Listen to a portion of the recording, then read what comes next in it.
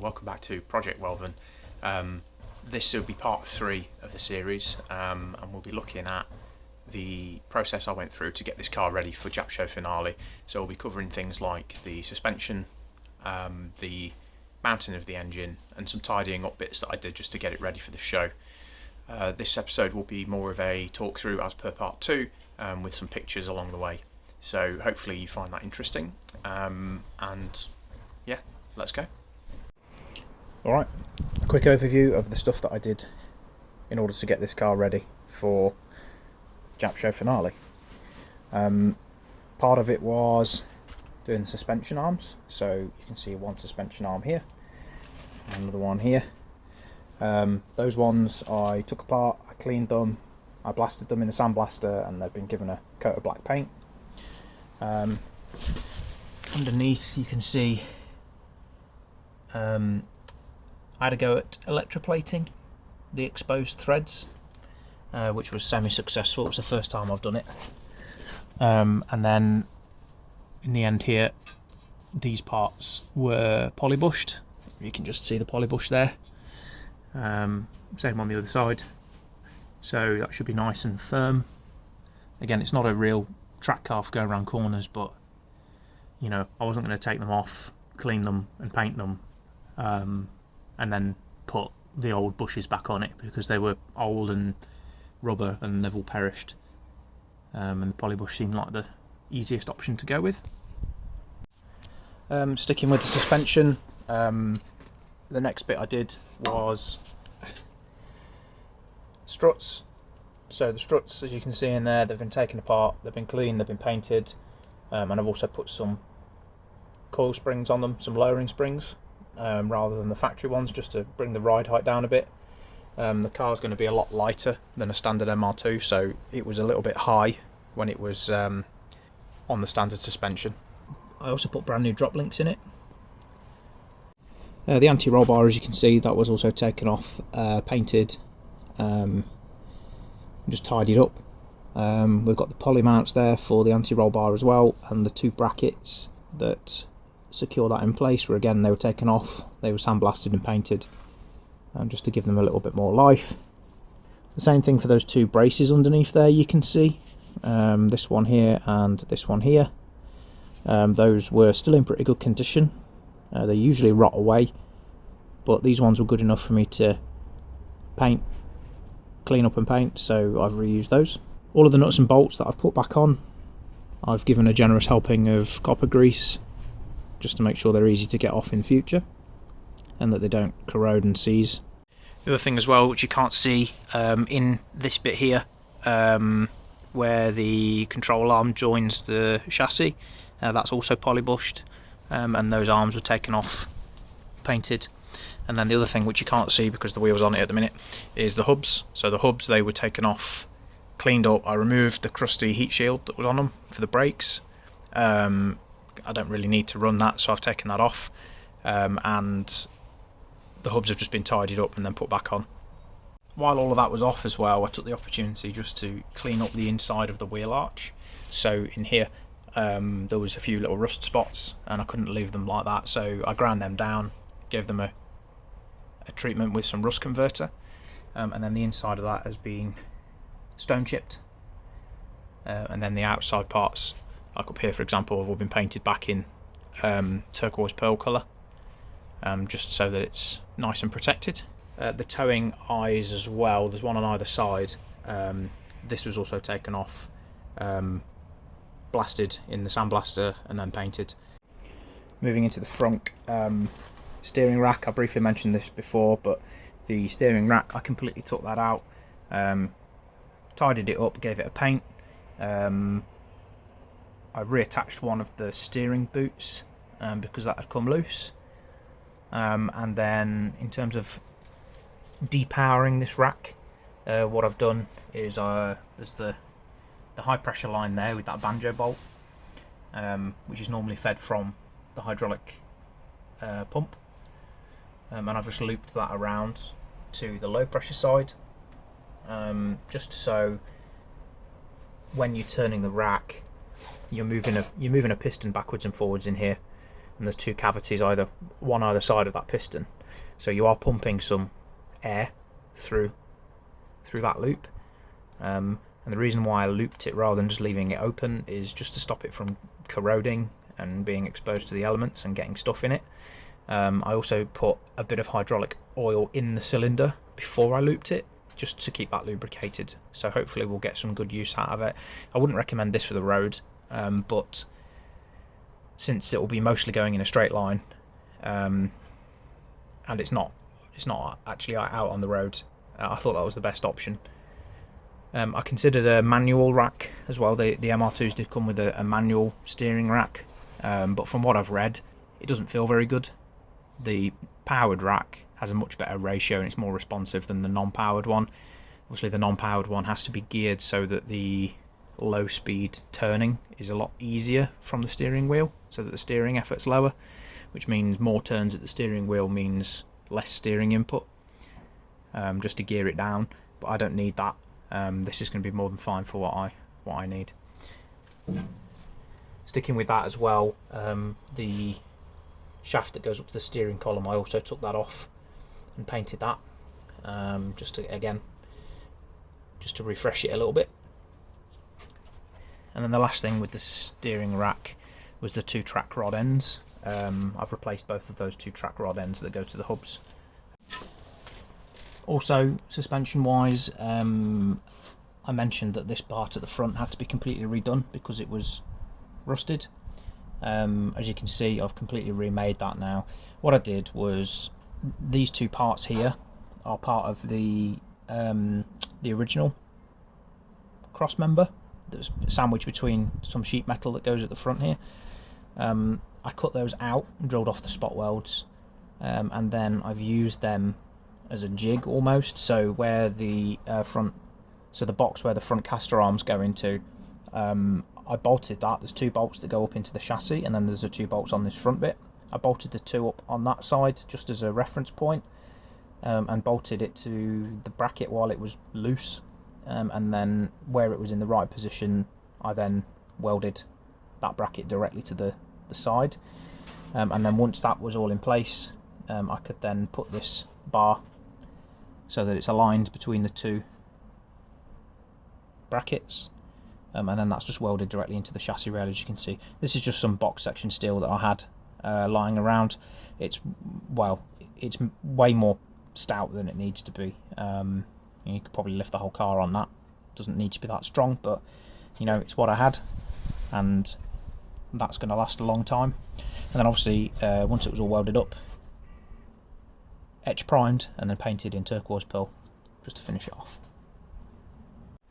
For a quick rundown on the brakes, the front brakes in this car, there was nothing really wrong with them. However, when I was cutting out this bulkhead, I had a little bit of an accident where I chopped through one of the brake lines with the reciprocating saw, so I would have needed to replace that line anyway, and I thought it was a good opportunity for me to have a go at making my own brake lines. So this was my first attempt at making brake lines. It was challenging, but honestly it's not that difficult. I did have one of those pipe benders that I bought. It was part of the flaring kit. Honestly, I wouldn't even bother with that. You can just use, there's a few methods online of putting 2 sockets in a vise, and just using your thumb to kind of work it around the radius of the socket, and that got me some really nice tight bends, as you can see, especially ones like this where it's got 2 bends very, very close to each other. That was really easy to do with the socket method. There was no way I'd be able to get that radius with the bending tool. I've kept the original splitter, so the tandem cylinder I'm keeping. I think I mentioned that last time. This has 2 separate cylinders, one for the front brakes and one for the rear brakes, and that manifold down there just takes the 2 circuits and splits them. I haven't done the rear brakes yet, so that one's still just open, but I was more interested in getting at least some braking for getting it off the trailer at the show, and these cylinders, the reservoir is actually split for the front and rear, so if you're very careful you can fill just the front half of the cylinder and leave the rear empty, and that lets you bleed the front brakes completely. Obviously the pedal feels horrible and all of the braking effort is right down the bottom of the pedal, but it means you can just run the front brakes rather than have to do all of them, because the rear brakes aren't ready yet. But honestly, for a first attempt, I think that came out really well. The rear brakes, eventually I'll run a line from here and it's going to go into the cabin, and then it will go through a line lock. The line lock's just so I have hydraulic rear brakes that I can use to maintain pressure in the rear calipers and hold the car if I need to temporarily. But obviously at this point the engine wasn't in and I hadn't finished the floor pan, so you know, I need to know where that line lock is going before I can run those brake lines, so I think I was right to hold off on that until later. And then on the other end of the brakes, I've bought some braided lines to connect to the calipers, so that's all brand new. And then these glorious pink brake calipers, really happy with how these turned out. This is a RAL colour, it's a RAL pink that I had mixed up, and it came out really well. I really wanted pink just because it's different. Eventually I want the whole car to be pink, but we'll see what happens with that. But for now it looks really good. It's a nice contrast with the blue. And these were completely refurbished, so I've taken these apart, stripped them down. They've had new seals, new pistons, brand new brake pads, brand new clips, all the sliders and everything have been renewed, and all the boots on them are all brand new discs. And again, I've just painted that lip around the inside there, just because, you know, that it just looks really nice. First time I painted these brakes, I was extremely disappointed. I used some kind of like fluorescent pink paint that I just got from Halfords, and it just looked absolutely terrible. I'll show you the pictures on here. It went on really nice and it went on really bright and vibrant, but as time went on and it dried more and more, it just looked dull and it kind of looked like Bakelite. So yeah, I wasn't happy with that, and it was another one of those occasions where, you know, I couldn't accept the fact that they looked rubbish. So I decided I'd rough up the surface and paint them again. This one's got it's a bit dusty now because I've been working around it. It will clean up, but it's one of those things where I'm super glad that I went back and redid it properly, because they just came out the most amazing shade of pink, and they just look amazing. The rear brakes, I did completely rebuild these as well. They've had new slides, pistons, everything, including the handbrake mechanism. So the handbrake mechanism's back here, and that works really well. You can see it moving the disc there as you actuate it.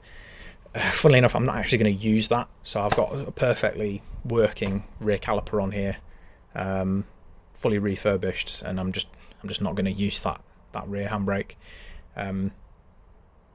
It just doesn't make sense when I want, you know, running the cables and things just doesn't make a lot of sense. So it'll be there, it could be used if it needs to be, but I won't run that. I'll just be using the hydraulic force for the rear brakes. And then around the back as well, you can see all those nice polybush bits of suspension on the rear as well, going into the subframe. So lowering spring on the rear also. I think it came out really well, and this was what needed. This was what was needed for me to get it to Japshow, so that's what I did. Alright, with all of that done, I needed to fix the gaping hole that's in the floor. So I've got this sheet of metal that I had cut roughly to size, and then I bent it and cut it to the approximate shape that it needed to be, and then riveted it in place. I went with rivets instead of welding it, just because it's a big bit of sheet metal, and it's a lot of welding, and I didn't really have the time to go and weld all of that and make it look nice. So the compromise for me was just to rivet it in place instead. But it came out alright. It's been given a coat of paint on the bottom and the top, so that should last a decent amount of time. It also does help tie the floor pan together, because these two sides, with all the tunnel removed and the bracing removed, are very floppy, to use a word, and that just ties it together and adds some structure back in, so it ties the two sides of the car back together. Alright, and then with all that in place, the last thing I needed to do before the show was actually fit the engine. The engine wasn't in the car, 3 days before the show, and I did it in the last few days. That was an experience.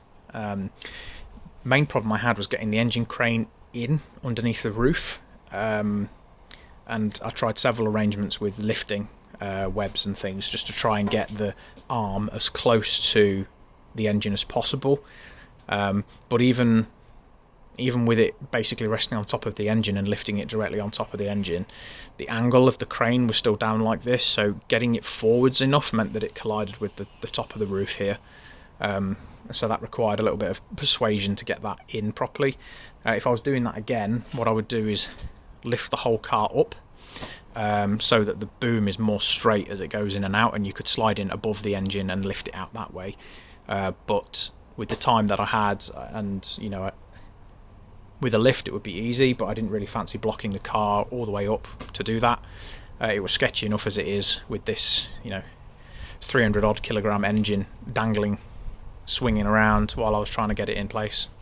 What I did was got it roughly in the position I needed it to be in, and then the two parts here, so upwards to there, and then across and down. This was all part of the original frame, so I didn't need to fabricate any of that. These pads were already on this post, and so what I did was, once it was in the approximate right position, I bolted those up with them just hanging down, and then welded it in place where it landed on the main kind of brace down the bottom there that's part of that main roll hoop.